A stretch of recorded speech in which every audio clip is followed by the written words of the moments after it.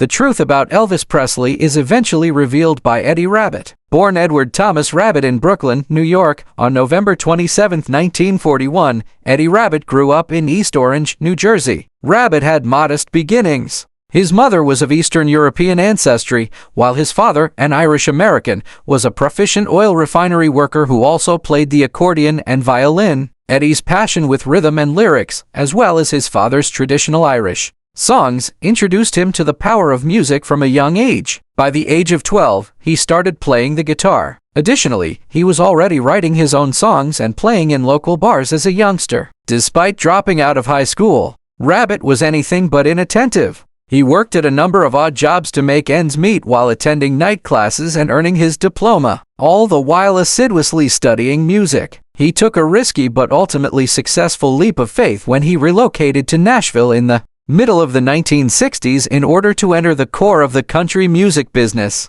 Before becoming well known as a musical artist, he first achieved popularity as a lyricist. The recording of Rabbitt's song Kentucky Rain by Elvis Presley in 1970 was one of his first significant hits. The song made Rabbitt a well-known and sought-after songwriter and became a smash for Presley. His fame in Music City quickly began to grow as other musicians started recording his songs. Rabbitt went from being a behind-the-scenes songwriter to a recording celebrity by the middle of the 1970s. After signing with Elektra Records, he immediately established himself with successes like Drinking My Baby and Off My Mind, which peaked at number 1 on the 1976 country charts. Both country and pop listeners found his music highly accessible due to its slick production, appealing melodies, and pleasant vocals. With confidence and flair, he was one of the first performers to successfully cross the gap between these two genres. In addition to topping the country charts, songs including Every Which Way But Loose, I Love a Rainy Night, and Driving My Life Away also rose to the top of the Billboard Hot 100. Specifically, I Love a Rainy Night was a turning point. In 1981, it achieved a rare and noteworthy milestone by peaking at number 100 on both the country and pop charts. Along with his financial success, Rabbitt's pleasant demeanor, sincere lyrics, and passionate performances won him over many followers. Many of his greatest successes were written by him or co-written, frequently based on his own experiences. His songs usually praised the beauty of ordinary moments, the excitement of love, and the delight of living simply. Rabbitt embodied the hard-working, hopeful spirit of the American heartland in many respects. He frequently attributed his broad popularity to his New Jersey upbringing, which provided him with a distinct viewpoint and enabled him to engage with both mainstream and country audiences. Rabbitt did, however, experience some heartache throughout his life. His infant son, Timothy, who was born with biliaria, unfortunately died before turning 2 in the early 1980s, marking perhaps the most devastating episode in his personal life. Rabbitt was completely rocked by the defeat. To grieve and concentrate on his family, he temporarily removed himself from public life. Rabbitt persevered despite this personal catastrophe. Nevertheless, with fresh emotional depth, he went back to penning songs, expressing his sorrow and introspection. He frequently stated that being a husband and father meant more to him than notoriety or wealth, and his love for his family always remained at the center of his existence. Throughout the 1980s and into the 1990s, Eddie Rabbitt kept up his recording and touring schedule. Rabbitt remained loyal to his melodic style and literary sensibility despite shifts in musical trends. He continued to be a revered and beloved character in country music even after he dropped off the charts. He also gained notoriety for his humanitarian endeavors, particularly in the fields of education and health for kids. Eddie Rabbitt wed Janine Girardi in 1976. She would be his longtime companion and emotional support system during all of his highs and lows. In interviews, Rabbitt frequently spoke kindly about Janine, once describing her as a small person about 5 feet tall with long, black, lovely hair and a truly lovely face. His statements revealed a profound love and respect that persisted throughout their union. In addition to serving as a personal connection, their relationship served as a source of inspiration for Eddie's songs. Long before they were married, he had written the touching songs Pure Love and Sweet Janine with her in mind, expressing his growing affection for her in both melody and lyrics. In 1974, Pure Love became a huge hit for Ronnie Milsap and paved the way for Rabbitt's own prosperous career as a performer and songwriter. His early compositions' romantic and upbeat tone demonstrated the depth and sincerity of his feelings for Janine. Eddie's existence revolved around his family, which he and Janine created together. Each of their 3 children, Tommy, Timmy, and Demelza, brought him immense joy and purpose. But heartbreak was also a part of their family. Timmy, their second child, was born with biliaria, a rare and potentially fatal liver disease. It was a dreadful diagnosis. Liver failure results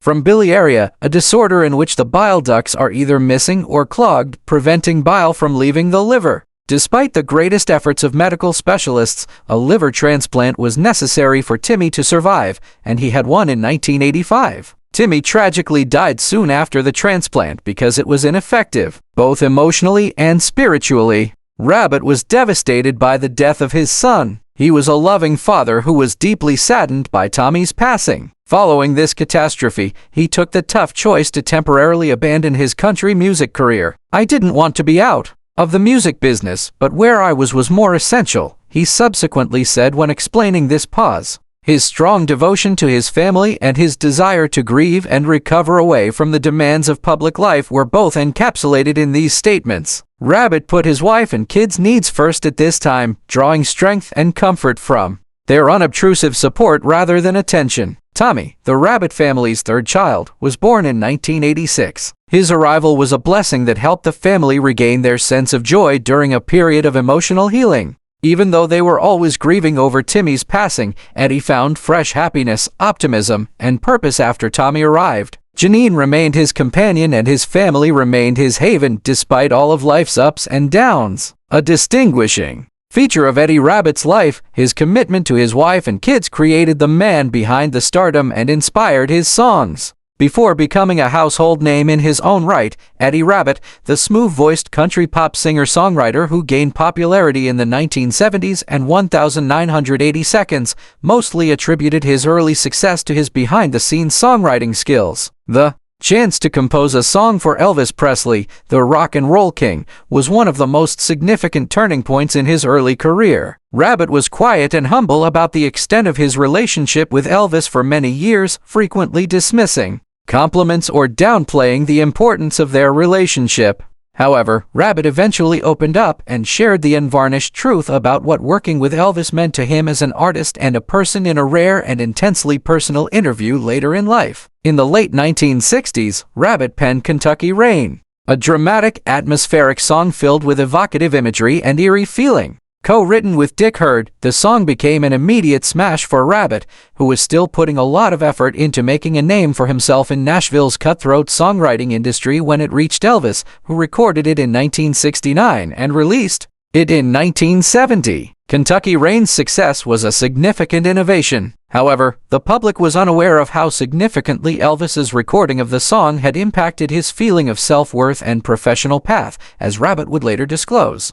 Rabbitt talked about the moment he learned that Elvis had decided to record his song in the interview. "I was stunned," he remarked. "This was, after all, Elvis Presley. This man was responsible for altering the direction of American music. Here he was, singing what I had said." Speaking respectfully, he discussed the passion that Elvis infused into the song, pointing out that the King's rendition gave it a depth and drama that Rabbitt had not fully grasped throughout the composition process. Rabbitt clarified that he felt it rather than merely singing it. He transformed Kentucky Rain into a solitary, eerie adventure. A man searching for a lost love wasn't the only aspect of it. It was about heartbreak, obsession, and longing. All of stuff was brought by him. For many years, both journalists and fans conjectured about Rabbitt's level of involvement during the recording process and whether or not he had ever met Elvis. Rabbitt explained that he sincerely regretted never having had the chance to sit down face-to-face with Presley. He said that we were never able to meet. "I always wished that we would. I had pictured saying, 'Thank you for believing in my song,' while shaking his hand. However, it simply wasn't meant to be. Nevertheless, I sensed his soul in the song." Rabbitt's admission that he had subtly carried Elvis' influence throughout his career was arguably the most illuminating. He admitted that the standard that Elvis had established had some influence on the emotional narrative and vocal phrasing he created in his own songs, such as "I Love a Rainy Night," "Driving My Life Away," and "Every Which Way But Loose." He remarked, Elvis gave me permission to be dramatic, to put all of my heart into a song, and not be afraid of where it took me. That was his true gift to me and to everyone else who had ever envisioned using music to convey a tale." Rabbitt grinned humbly and nostalgically when asked why he had held back from telling the truth about how much Elvis meant to him. He clarified, "I didn't want to come across as someone who was clinging to his name for fame. I believe I achieved my goal of earning my own way. However, I believe that now that time has gone by, everybody should be aware of my affection for him. Not only as a performer but also as a representation of what was feasible. Elvis gave me hope that I could succeed. He let me in, and I will always be appreciative." Fans were given a heartwarming peek into the heart of a man who, in spite of his own celebrity, never lost sight of the giants who came before him in Eddie Rabbitt's late life song about Elvis Presley. Rabbitt didn't merely pay homage to Elvis by speaking the truth about him. He brought two traditions together with integrity, modesty, and a strong feeling of musical fraternity. Rabbitt kept recording and performing in the 1990s, but he started to be more selective as the country music scene moved toward newer performers. He received a diagnosis of lung cancer in 1997. He showed incredible fortitude and tenacity by continuing to perform music for as long as he could in spite of his illness. As a kind and heartfelt farewell to his family and his fans, he recorded the CD Songs from Rabbitland, which was a compilation of children's songs he had composed for his children. In the latter years of his life, Eddie Rabbitt, the well-known country pop singer and songwriter behind singles like I Love a Rainy Night and Driving My Life Away, faced a personal but ultimately fatal health issue. Rabbitt had smoked cigarettes for many years, a dangerous habit that is well recognized to be a major contributor to lung cancer and other diseases. Rabbitt had been aware of the risks associated with smoking,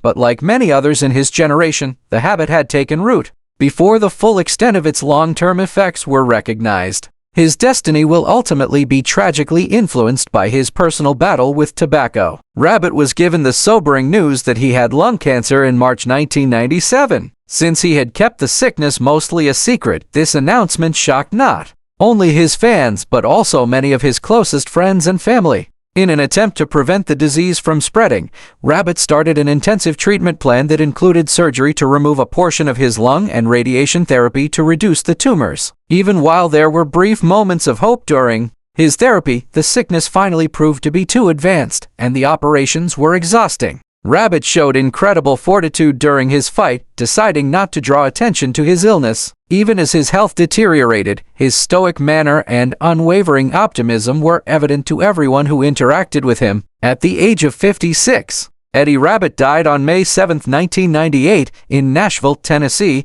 which had served as both the setting for a large portion of his storied career and his creative home. The music industry was largely shocked by his passing because Rabbitt had purposefully kept his sickness out of the public eye. His family asked that no media sources report his death until after his burial in an extraordinary show of decency and privacy, so they could grieve away from the spotlight. The following day, on May 8th, Rabbitt was given a funeral and buried at Nashville's Calvary Cemetery, a peaceful final resting place for one of the most cherished voices in country music. Some of his closest colleagues were even taken aback by the secrecy surrounding his passing. After learning of the news, his longtime agent, who had been in constant communication with Rabbitt during his sickness, expressed astonishment and disbelief. The agency remembered that throughout all of their previous chats, Rabbitt had remained upbeat and never once mentioned that he was near death. Rabbitt's demeanor was characterized by this unwavering optimism. He was well known for his kind disposition, positive outlook, and strong religious beliefs, qualities that remained constant over the most trying time in his life.